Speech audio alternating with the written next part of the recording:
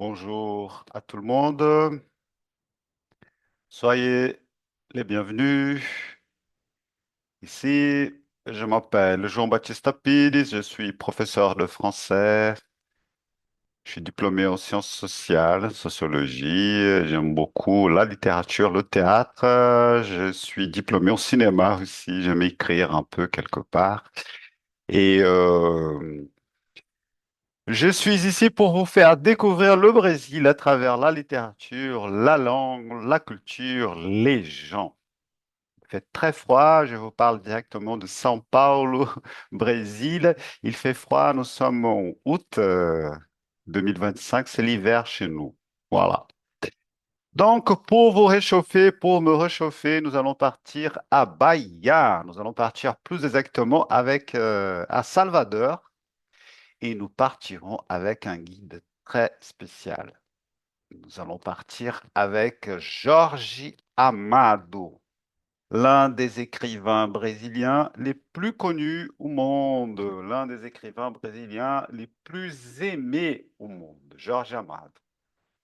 Donc, Jorge est né dans le sud de Bahia, dans la région de Itabuna.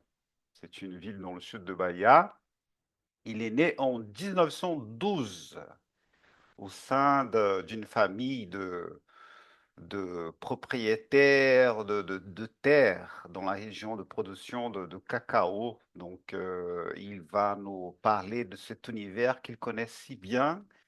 Il vient des classes riches, aristocratie rurale, et il nous parlera de cet univers-là. Il montrera cette ambiance-là. Après passer par Salvador et tout ça, Georges arrive à Rio en 1931 pour faire des cours de droit à suivre des cours de droit à l'Université du Brésil. C'est la légendaire Université du Brésil à Rio, parue sont passés des grands noms de la littérature, de la vie politique et culturelle brésilienne, donc là, l'Université du Brésil. Cette même année de 1931, Georges sort son premier livre, c'est le O País do Carnaval. En France, il s'appelle Le Pays du Carnaval. Il y a principalement une traduction d'Alice Rayard par Gallimard. C'est quelque chose de plus récent, évidemment. Georges appartient au mouvement qu'on nomme la deuxième génération du modernisme brésilien, très très marqué par le roman régional. Donc, il nous parle de la littérature de l'intérieur, il nous parle de l'ambiance de l'intérieur du Brésil, des réalités régionales brésiliennes. Et Georges est un nom très fort dans cette mouvance-là. Et toute son œuvre aura un fort rapport avec la terre, avec la production du cacao, l'ambiance des petits villages, la mentalité locale et les intérêts de classe et économique. Il parlera de tout ça. C'est vraiment quelque chose de très riche. D'accord?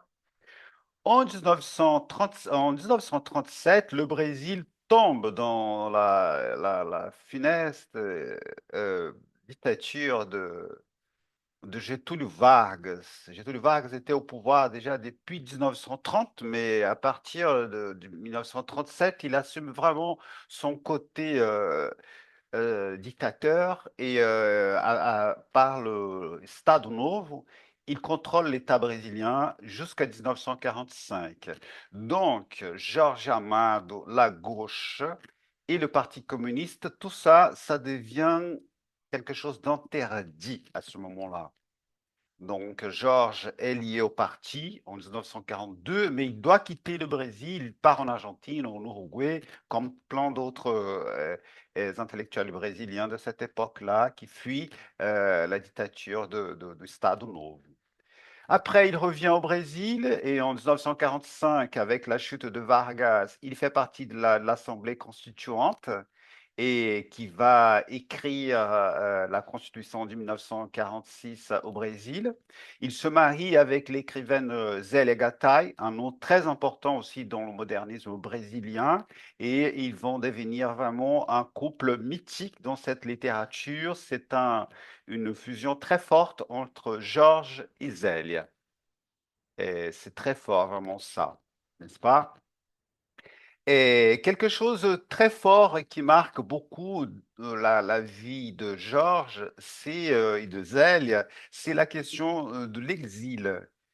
Donc, il s'était déjà exilé avant et après, en 1947, le Parti communiste tombe à nouveau dans l'illégalité avec la montée de la pensée de néoconservatrice aux États-Unis qui influence très fort au Brésil. Donc le parti, la guerre froide, n'oublions pas ça, n'est-ce pas? Donc le Parti communiste brésilien tombe dans la clandestinité et une fois de plus, Georges quitte le Brésil comme un nom très important du parti. Il doit quitter le Brésil, il s'exile en Europe de l'Est, après il vit pendant longtemps à Paris et il devient une figure très importante dans la mouvance communiste internationale, très liée aussi avec l'Union soviétique et tout ça, jusqu'à 1955, comme tant d'autres non, il quittera le parti. Mais pendant le temps de permanence, il est vraiment quelqu'un de très fort. Il utilise aussi quelque part la machine du parti pour la promotion de son œuvre qui est très lié à ça. Et il a été traduit en plus de 50 idiomes et il est connu dans presque tous les coins du monde, n'est-ce pas? Les ouvrages les plus connus de Georges Amado, c'est Dona Flor et ses deux maris, qui s'appelle aussi Histoire, morale, histoire d'amour. Dona Flor et ses deux maris. Euh, Inoubliable.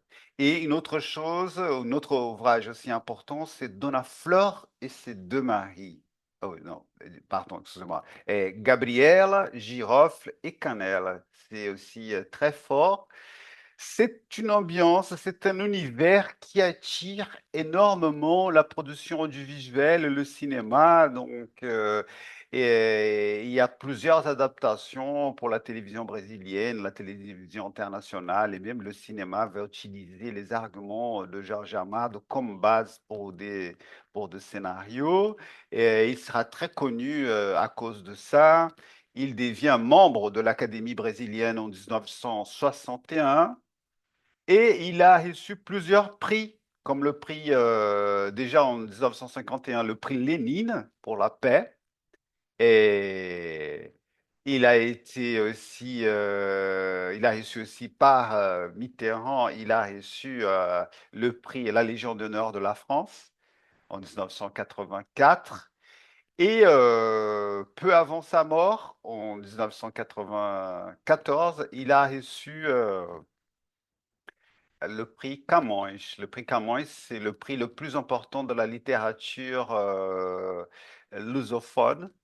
Et Chico Buarque, Saramago et tant d'autres grands écrivains de la langue portugaise ont reçu ce prix. Et Jorge Amado a reçu ce prix en 1994. Voilà. Donc après cette digression importante sur la bio de Jorge Amado, je reviens sur le livre, donc Bahia de tous les saints, qui s'appelle Jubiaba au Brésil, n'est-ce pas? En portugais, il s'appelle Jubiaba. Donc, Bahia de tous les sangs, Guide des rues et des mystères, a été publié en France en 1945. Euh, on pourrait dire que ce n'est pas vraiment un roman, mais c'est plutôt une déclaration d'amour à Salvador, cette ville monumentale, la Rome noire, comme on dit des fois. C'est la première capitale, qui est la première capitale du Brésil et aussi la capitale de l'État de Bahia. L'ouvrage, le roman, c'est un mélange de récits, c'est un mélange d'observations de Georges, c'est des portraits, c'est une grande critique sociale, un aspect très présent dans l'œuvre de Georges Amado. C'est une écriture qui est pleine de musique, qui est pleine de spiritualité, de tendresse et de colère. Donc, elle marque bien toutes les compositions et toutes les couches de l'univers bayonnais. Il arrive vraiment à peindre ça, à construire ça d'une manière très bien élaborée. C'est un ouvrage qui était sorti au Brésil en 1935 et le héros, le personnage central du livre, c'est Antônio Balduino. Un enfant perdu, un enfant de rue, un mauvais garçon. C'est un personnage récurrent en Jorge Amado, principalement dans Capitaine Jaré, les capitaines de sable, où il parle des enfants de rue. Il y a un personnage aussi de rue très fort, c'est Pedro Bala. Et Antônio Balduino, c'est un peu né, quelqu'un qui antecède Pedro Bala. Et donc, il y a la relation d'Antônio Balduino avec Jubiabá. Jubiabá, c'est un leader religieux, c'est un babalorixá, c'est quelqu'un qui appartient au chant du candomblé. Donc, Jorge Amado nous mène à cet univers de la religiosité brésilienne, de la religiosité afro-brésilienne, très forte dans l'État de Bahia et du Brésil. Et l'autre aspect du livre, c'est aussi la question du développement de la conscience politique chez les ouvriers. C'est une autre tendance aussi qui nous montre à travers l'histoire d'Antonio Balduino, un personnage picaresque, un personnage qui vient incarner toutes les peines et tous les rêves d'émancipation et de citoyenneté du peuple noir brésilien. Il passe vraiment, c'est son destin, c'est son voyage d'enfant perdu, de mauvais enfant, boxeur, le rapport avec le candomblé, n'est-ce pas, la macumba, comme on dit péjorativement, le travail dans les plantations hein, de tabac, dans la baie de Bahia, et il travaille aussi dans un cirque, c'est un moment très drôle avec plusieurs rebondissements intéressants. Et il y a aussi son passage par le port, où il y a le moment très fort d'une grève. Et là, il y a le débat sur la question de la conscience de classe. Donc, c'est un personnage qui cherche le chemin de la maison. C'est le voyage initiatique. L'amour, l'amour de la femme blanche, Lindina Orvar, l'amour avec Rosenda, c'est un personnage de cirque. C'est quelque chose de très riche, c'est la libération, c'est la lutte pour la libération. Et c'est pour cela que nous pouvons dire, nous pouvons affirmer que c'est vraiment un ouvrage très important qui marque vraiment la littérature latino-américaine.